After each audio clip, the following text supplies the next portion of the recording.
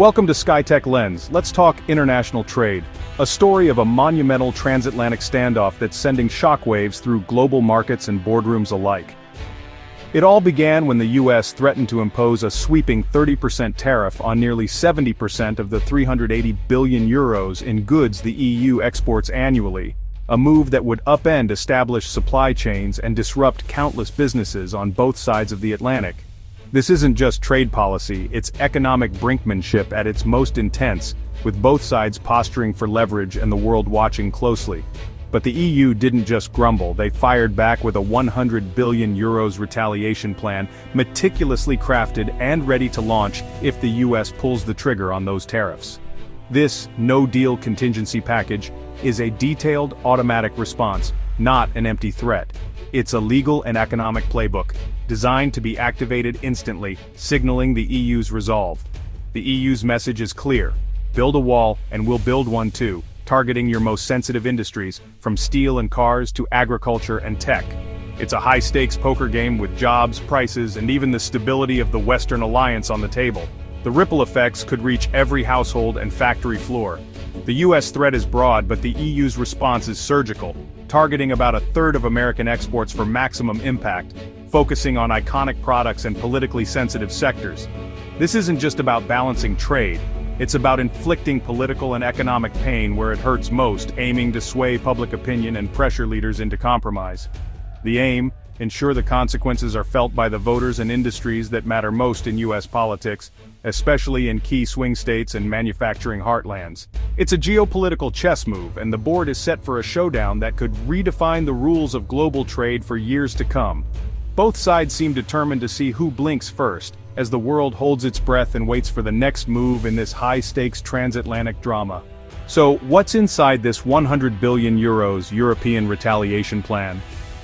The answer is a carefully crafted strategy, designed to send shockwaves through the American economy and political system. The EU isn't just reacting, it's orchestrating a response that's as bold as it is calculated. It's a masterclass in strategic targeting, split into three parts, each one aimed at a different pillar of American strength. The plan is the result of months of analysis, negotiation, and behind-the-scenes maneuvering in Brussels. First, 66 billion euros in tariffs hit America's industrial core: cars, planes, machinery. These are the industries that built America's global reputation, and now they're in the crosshairs. Factories from Detroit to Seattle will feel the sting, as European tariffs make their products less competitive overnight. Second, 34 billion euros targets big tech and big agriculture, digital service taxes for Silicon Valley, tariffs on Midwest farm staples. This means not just higher costs for tech giants but also for the farmers who supply America's food basket. The EU is making sure no major sector is left untouched. It's a pincer move, squeezing both digital and traditional sectors. By hitting these two fronts at once, the EU maximizes its leverage and ensures the pain is widely felt.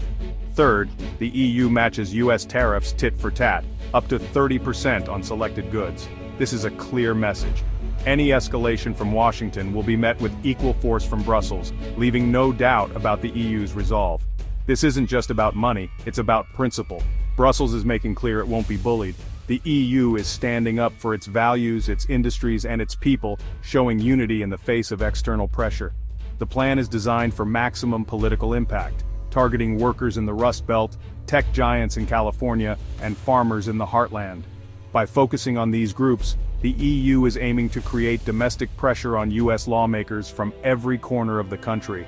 The goal: create a coalition of the aggrieved, pressuring Washington from all sides. When workers, executives, and farmers all demand action, the political cost of continuing the trade war skyrockets.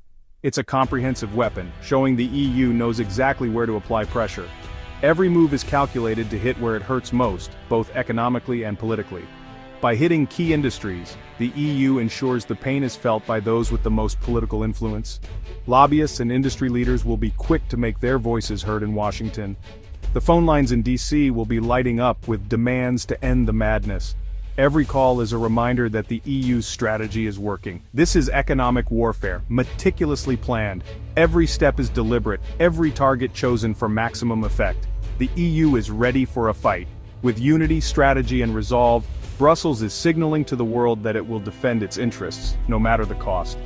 Let's zoom in on that 66 billion euros aimed at US industry. The biggest target, American autos, 28 billion euros in tariffs on cars, trucks and parts, striking at Detroit and the Midwest. Next, aviation.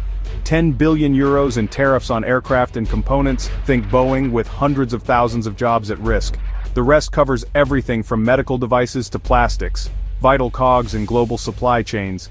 The EU's strategy is simple: hit where it hurts most, blue-collar jobs in swing states.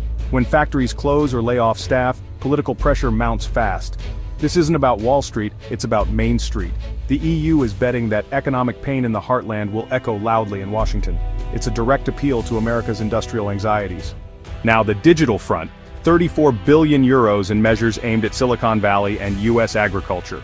The EU's digital service taxes target the core business models of tech giants. Google, Apple, Netflix, all face new, specific levies on their EU revenues. It's not just about money.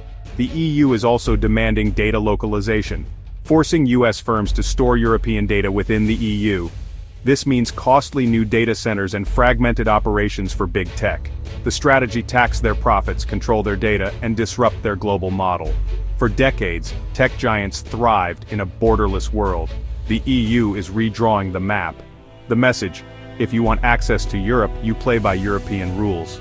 It's a direct challenge to Silicon Valley's dominance. The digital battlefield is open. This 100 billion euros list isn't random, it's political targeting at its finest.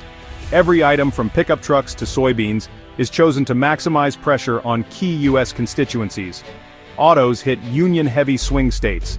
Aviation tariffs rattle both Democratic and Republican strongholds. Farm tariffs strike at the Midwest, home to powerful lobbies and crucial Senate seats. Even digital taxes are aimed at California's tech donors. The EU's goal: unite powerful, opposing US groups in their misery, making the pressure to back down irresistible. It's a sophisticated campaign, using tariffs as political leverage. A trade war of this scale doesn't just rattle markets, it shakes entire economies to their core, sending shockwaves through households, businesses, and governments alike. In the US, the impact is immediate and personal. GDP could drop by up to 0.6%, and the average household may find themselves paying an extra $470 a year for everyday goods. For many families, that's the difference between saving and scraping by. Prices on European imports like cheese could soar by 40 to 70%, making once affordable favorites suddenly out of reach for many Americans. The same goes for wine, as tariffs and currency shifts push prices higher, squeezing both consumers and small businesses that rely on these imports. European cars too could see price tags jump by as much as 70%, putting luxury, and even some standard, models out of reach for many buyers. A weaker dollar means higher import costs across the board, but especially for oil. That hits Americans at the pump, driving up transportation costs and rippling through the entire economy. Job losses and strikes in the auto and aviation sectors are no longer distant possibilities, they're real risks, threatening livelihoods and entire communities. For Europe, the story is more complex. A weaker dollar could actually lower energy costs, giving the EU a small GDP boost and helping to fight inflation, at least in the short term. Markets are already reacting. Airbus shares are climbing, while Boeing and US automakers are losing billions in value, reflecting deep investor anxiety. The volatility index is spiking. Investors are betting against America, bracing for more turbulence ahead. This isn't just theory. The economic pain is already being priced in, with analysts warning of a prolonged downturn if tensions persist. The EU's coordinated response and contingency plans could give it more stamina for a prolonged conflict. But the risks remain high for both sides. The fallout is global, with supply chains disrupted and economic stress spreading far beyond the US and Europe. The stakes are high for everyone. Both sides are bracing for impact as uncertainty ripples through boardrooms and factory floors alike. The tremors are just beginning, and the aftershocks could reshape the global economy for years to come.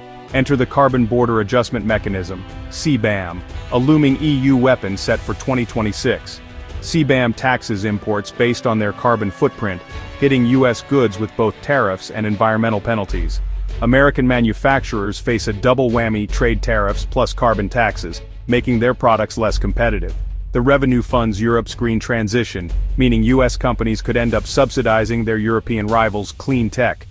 It's a clever move, using climate policy as economic leverage. The EU can offer to ease CBAM for US goods in exchange for concessions elsewhere. This reframes the conflict as a battle over the future of industry and climate. The EU is using regulation to tilt the playing field. Climate and trade are now inseparable in this standoff. The EU's plan isn't static, it's built for escalation. For every US tariff hike, the EU automatically matches up to 105 billion euros. This rebalancing ladder removes the need for more EU debate. The response is locked in. It's psychological warfare. Washington knows escalation will be met step for step.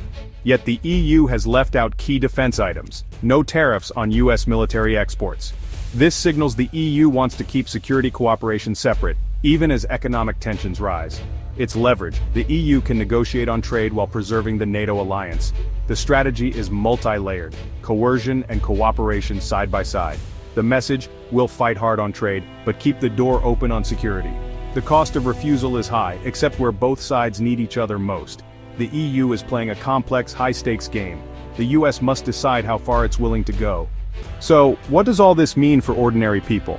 In the US, expect higher prices on European goods and real risks to jobs in export industries. Tariffs meant to protect jobs may end up destroying them, hitting workers in autos, aviation, and farming. In Europe, the effects may be less direct, but instability and supply chain disruptions will hurt business. The bigger danger: this conflict threatens the post-WTO alliance that's underpinned global stability. Turning partners into rivals has consequences far beyond the price of cheese. We live in an interconnected world. Decisions in Washington ripple to Brussels and back. The EU's 100 billion euros plan is a powerful response, but it's a step into dangerous territory. Best case, both sides negotiate a sensible compromise. Worst case, everyone pays the price. In a trade war, there are few winners, just a lot of collateral damage. Thanks for watching a video, and subscribe to channel Skytech-Lens for more updates.